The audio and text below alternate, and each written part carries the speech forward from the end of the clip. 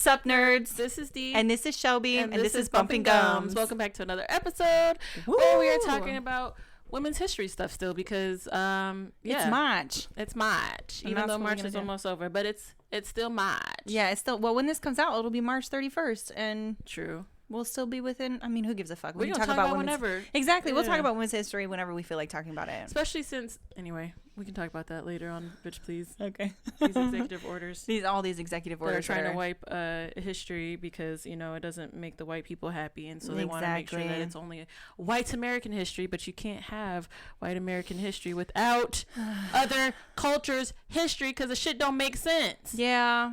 I just think it's so funny. I just think it's so funny that they talk about immigrants when they're immigrants themselves, and then they came in and destroyed an entire population of people who were actually native to this land, and then sectioned off a small piece and was like, here, you can have this for all the shit that we did to you. You can have this little piece of land and we won't tax you on anything, but that's about it. We're not going to help you in any way, but you can have this. All to turn around and be like, erase all that history because honestly, white people are great. Yeah, and not just that, but then they're like, now we need to get rid of all the immigrants. I'm like, so why don't we all leave? Why don't we all leave and just let the Native Americans? Is everybody hopping on these planes to go? Because none of us was here. None of us was here. Except the people that was here. Yeah, and then white people forced most of us here, so. We didn't even come on our own. We didn't even come willingly. We were happy where we were at. We were chilling where we were. Anyway. I wanted to talk a little bit about just some fun facts about when women received their rights in the United States and what it looks like today, considering most of these happened less than 75 years ago. So here we go. I'm reading this off of Black Lives Matter account. They gave a list of all of these facts and pretty stoked about it. Anywho's in. Fact number 1. Before 1974, women weren't allowed to have a bank account. Or apply for credit by themselves. They had to have permission from a male figure in their life. But they weren't allowed to have a bank account. That was before 1974, okay? Before 1973, women were not able to serve on a jury in all 50 states. We were not allowed to. It was some places it just were men. Great times. Before 1977, women had no legal protections from sexual harassment at work. We could be sexually harassed. We could have our asses smacked. We can have rude and what's the word that I'm looking for? Lewd and crude behavior is what it was. That could happen. That could happen anytime before 1977. Before the 1970s, it was difficult for a woman to get divorced. Divorce was only an option if she could prove that her husband had committed serious faults such as adultery. Not beating. You can get your ass whooped. Not rape. And you still had to be stuck in that marriage. But if you put his dick in someone else, there's a possibility, maybe possibly, you can get out of that shitty marriage. That was before the 1970s, right? Here's the thing, you guys, and this is what I want to say beforehand, right? My mother was born in 1974, right? My mother's born in 1974. My mother is only 50 years old. My mother's 50 years old. My dad was born in 1965. A lot of these people, not just our grandparents, but direct parents, were around for these times. My grandmother was born in 1956, I think. No, my dad was born in 1950s. Anyways. Both of my parents were born in the 60s, early 60s, 62 and 64. So they were present for a lot of this shit. You know what I mean? It's just kind of crazy. So anyways, keep on. Before 1971, women could not run in the Boston Marathon, even though some of them did it illegally. We couldn't run in a marathon. It's fucking stupid. Before 1978, women could be fired because they were pregnant. Before 1978. Okay? Yeah. Keeping it on. Before 1973 and after 2022, there was no guaranteed right to abortion. Look at that backtracking. We're doing great. Doing so good.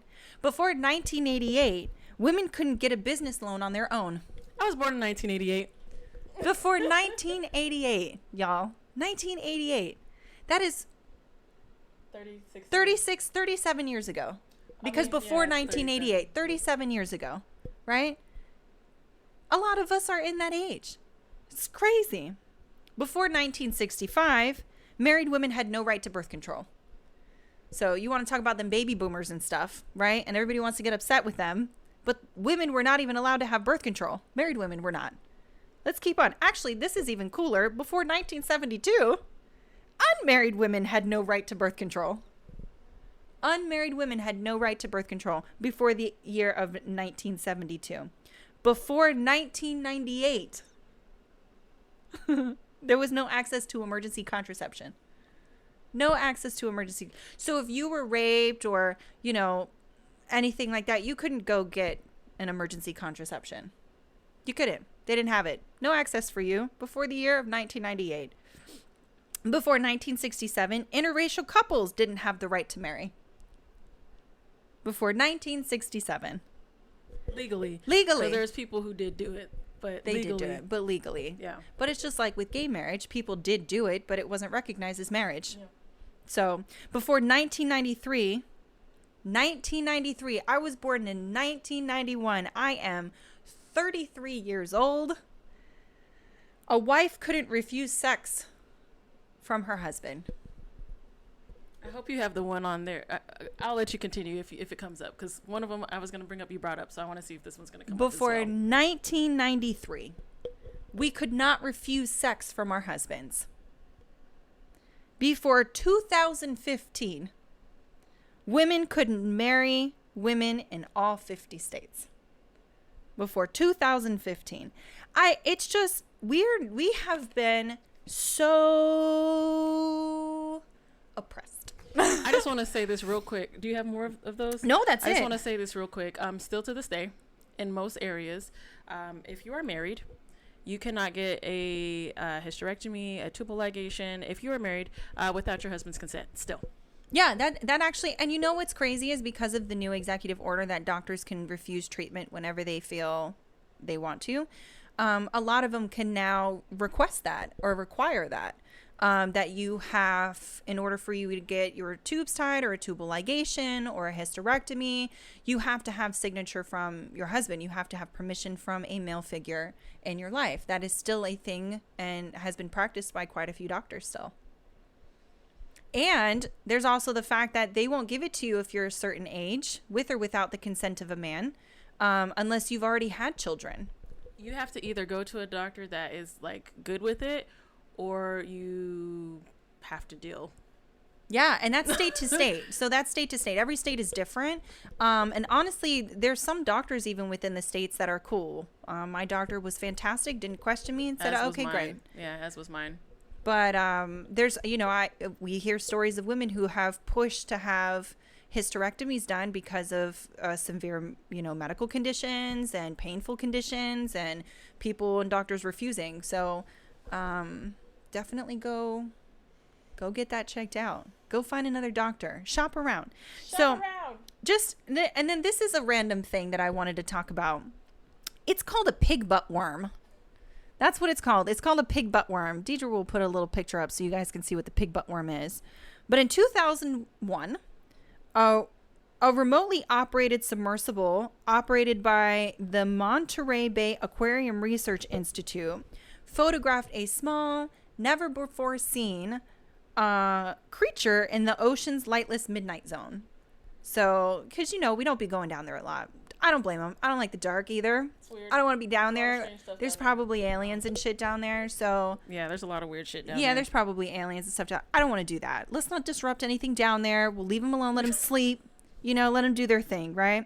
But over 20 years later, scientists are still unraveling the mysteries of this strange creature. But it is called a pigbutt worm, and it is round, a semi-translucent, bilaterally symmetrical sea worm from behind, where concentric ovals give the appearance of a pig's butt. That is so cute. Isn't it adorable? Oh my gosh, that's adorable. It's literally a butt. That is so It also could look like a coochie. It also could look like a coochie. I'm going to say it. It could look like a coochie, but I think a pig butt. Cute. I think a pig butt is better. I mean, coochies are also cute. Coochies are cute. They can be. Look at them little cheeks. Yeah, it's got like double caked up. Yeah, it's definitely got some cheeks. Double caked up. I'll put a picture in here. Yeah, I'll make sure to have pictures. But other than that, that's all I have for today. I figured we'll talk about the oppressions of women, and then we'll go ahead and talk about a pig butt worm. Why not? Yeah, autism. So I am doing the Matilda effect. Matilda effect. So the Matilda effect has to do with the historical and ongoing bias where women in science are not given their just due about their contributions to science. Love that. So as much as their male counterparts, if at all, because a lot of times when these women chemists, biologists, whatever, came up with things, a lot of the times their research was taken by a man and what's it called? Made it seem to be theirs. What's the word I'm looking for? Stolen. It was stolen, but there's a specific word. Anyway, stolen by the man and made it to seem that it was their work instead of the woman's, and that happens a lot in society. Often. It happens a lot. So the Matilda effect was first described by Matilda Jocelyn Gage, who wrote about it in an essay that was titled "Women as an Inventor." In this essay, she condemned the idea that it was common of the time that women lacked the inability to invent or contribute for the advancement of sciences. And it later was coined the Matilda effect in 1993 by science history Margaret W. Rodesser. So that's where that whole Matilda effect came from, because homegirl was like, this is some bullshit. Why are y'all saying that we can't contribute? We're just as smart, but that's just how society was set up, so we weren't going to get that credit. The Matilda effect affected women in general. It affected women, black women and brown women, a little harsher because it was not just about sexism, it was also about racism. So the lady that I spoke about a few weeks ago, Dorothy Vaughan, her. Another lady that it happened to as well, Alice Ball, she was a chemist, her. It happened to a lot of women in those types of fields. One of the women that I'm going to speak specifically on is a French woman. Her name is Martha Gautier. She was born September 10th, 1925. She was a French doctor, and she was known for her role in discovering the link to chromosome abnormalities, specifically dealing with Down syndrome. She did all this research to pretty much prove, like, yes, there is an extra chromosome. Yes, this is what exists.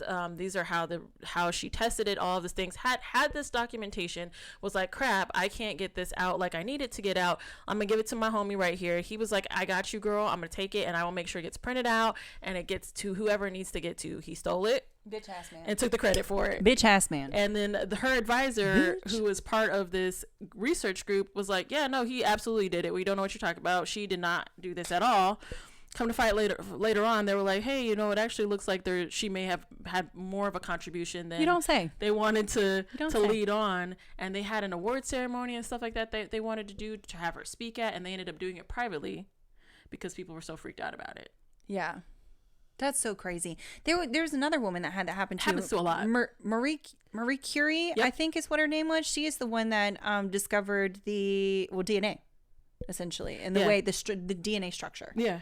It's happened to a lot of women over time. And she died from a lot of radiation poisoning. Anyway, it's kind of crazy, but she dedicated her life, and then it was her husband got all the credit. Yeah. Yeah, because you always hear about him. This is why I'll never get married again. But so she was not given the proper just due and the proper credit for this, and it was a pretty big discovery, because she was like, hey, there had been all this research about additional chromosomes, and they were like, yeah, that's probably a case, but nobody had actually like pinpointed it to a certain syndrome or not, and they discovered that it was in Down syndrome because they had a kid that was a trisomic. Had trisomic chromosomes. Yeah, trisomy. Trisomy. So, yeah. Yeah. Oh, and it was the slides, not printer. It was the slides that he took. So the dude that took her slides was what was his name? Jerome Lejeune or something like that. And homie got a foundation named after him. Fuck that guy. He got a whole bunch of shit. Still to this day has like a whole bunch of shit, because they weren't able to fully like prove that she was a big contributor. They just was like, she also contributed. So they did want to acknowledge that she contributed, but they didn't want to say like, hey girl, you actually are the reason why all of this research exists. That's crazy. Yeah. So because here's why. Sorry, I don't mean to interrupt you. Here's why. It's because men don't know how to take accountability for any of the shit that they do. So instead, what they'd rather do is they'd rather just be like, oh, my bad. You're just contributed a little bit. I didn't take anything, but like we can acknowledge that you contributed, even though she probably did most of the fucking work herself. I mean, she discovered all of that. She discovered all of it, did it herself. To the guy to be like, hey, can you do something with this? Because I can't. Because he's like, yeah. Yeah, because most men don't know how to take accountability. He's never going to say he's wrong.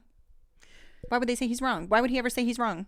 I mean, he don't have Why would they take down a foundation? Men probably created the fucking foundation. Why would they take it down? They'd have to actually acknowledge that they're wrong. They don't do that. I mean, anyways. It's just, to say the same argument, men feel that we can't take accountability either. It's just... Which is so funny. It's just the argument. Because they keep stealing from us. I mean... You know what I'm saying? Yeah. Sorry. Yeah. Dogging on men, but yeah, most of them can't take accountability. Yeah. One of the things that came out of this, because this was, so the foundation, she was denied spotlight for her role of trisomy and discovery of trisomy in 1958, and she eventually just left the field altogether. I mean, rightfully so. She was like, "Fuck this, y'all got me fucked up. I did a lot." But I'm done. So she ended up just going back to work with children with heart disease. Could you imagine all the stuff that she could have done if she would have just if they gave her some recognition? And the thing that's so crazy is she got brought on because she had so much work experience in like pediatrics and things like that. Yeah. And this particular study was for kids, and they ended up setting up a lab, like an in vitro lab or whatever. It was like the first one in France. Yeah, she actually set it up with her own funds. Got it running, small ass limited resources, set it up, got it running, found all this stuff to still have all of her shit taken. That's crazy. Super crazy. And then so she, like I said, she left and did all of that, and then she died April 30th 2022. So this was very recent that she passed away. So homegirl, this is 1958. That's crazy. Not that long ago that all this occurred. So damn, she lived that long. She was almost 100. Yeah, 1925 to she was almost 100. Yep. 97 years old. Yep. Good for her. So, that is something that takes place all the time, has occurred, will occur, probably continue to occur. I mean, we talked about it even last episode was Socrates.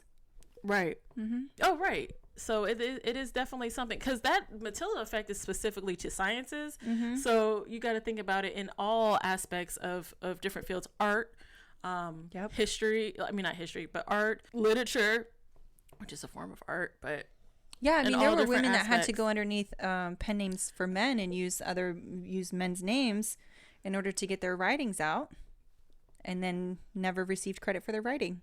Sports, you see it in. Mm-hmm. Military services, you see it in, because for a while there was some women that were just going as men, even though they were women, and they had contributed hugely to the things that took place in those areas that I'm sorry, my brain just started being like, let's get down to business to defeat the Huns. But yeah, so it was a crazy, it's a crazy thing that exists, and it is a thing that will continue to probably exist. It's crazy. It has happened to all women in some shape or another, which is like, it's really unfortunate. And I think, again, the thing that makes it like super sad is that it occurs to women, but it also just, the fact that it does happen to Black and brown women a lot is unfortunate, because it's literally just not about, it's not about being sexist. It's also about being racist, which is like typically a lot of the things that have occur when it comes to Black and brown women. So, wild. It's different, but just want to talk about those things and those in our women's history. Yay! Episode. Is that it? That's it. Okay, great. Thanks, y'all, for being here. We appreciate it. Stay tuned for the next info dump. If you have anything that you want us to talk about, please feel free to email us, comment in one of the videos. We always respond to comments. You can reach out to us on any social media platform, message us. If you want to hear some information on some shenanigans, or if you think there's just a really good topic that we can talk about and give out to other people, we'd love to do some research and say some shit on it. Yeah. Okay. Bye.